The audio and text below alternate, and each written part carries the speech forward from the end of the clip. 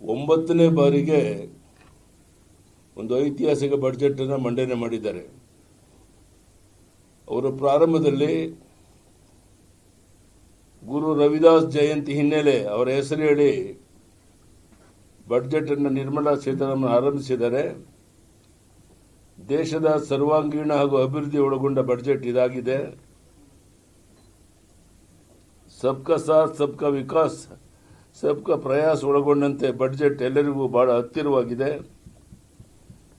ಈ ಬಾರಿಯ ಬಜೆಟ್ ಅಂದಾಜು ಮೊತ್ತ 11 ಲಕ್ಷ ಕೋಟಿ ರು.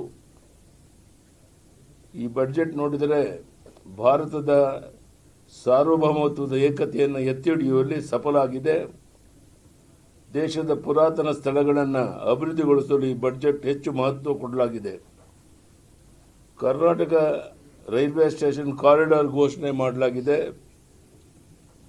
ಕಳೆದ 10 ವರ್ಷಗಳಿಂದ 25 ಕೋಟಿ ಜನರು ಬಡತನ ರೇಖೆಯಿಂದ ಮೇಲೆ ಬಂದಿದ್ದಾರೆ. ರೈತರ ಆದಾಯಕ್ಕೆ ದ್ವಿಗುಣ ಹೆಚ್ಚು ಒತ್ತು ಕೊಡಲಾಗಿದೆ.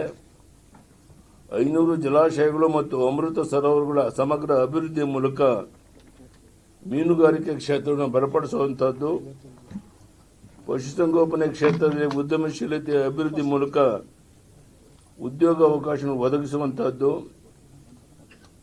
ತೆಂಗು ಪ್ರೋತ್ಸಾಹ ಯೋಜನೆಯಡಿ ತೆಂಗಿನ ಉತ್ಪಾದನೆ ಹೆಚ್ಚಳ ಹಾಗೂ 1 ಕೋಟಿ ರೈತರು ಸೇರಿದ ಒಟ್ಟು 3 ಕೋಟಿ ಜನರಿಗೆ ನೆರವು ನೀಡುವಂತಹದ್ದು, ಭಾರತೀಯ ಗೋಡಂಬಿ ಮತ್ತು ಭಾರತೀಯ ಕೋಕೋವನ್ನು 2030ರ ವೇಳೆಗೆ ಪ್ರೀಮಿಯಂ ಗ್ಲೋಬಲ್ ಬ್ರ್ಯಾಂಡ್ ಆಗಿ ರೂಪಿಸುವಂತಹದ್ದು,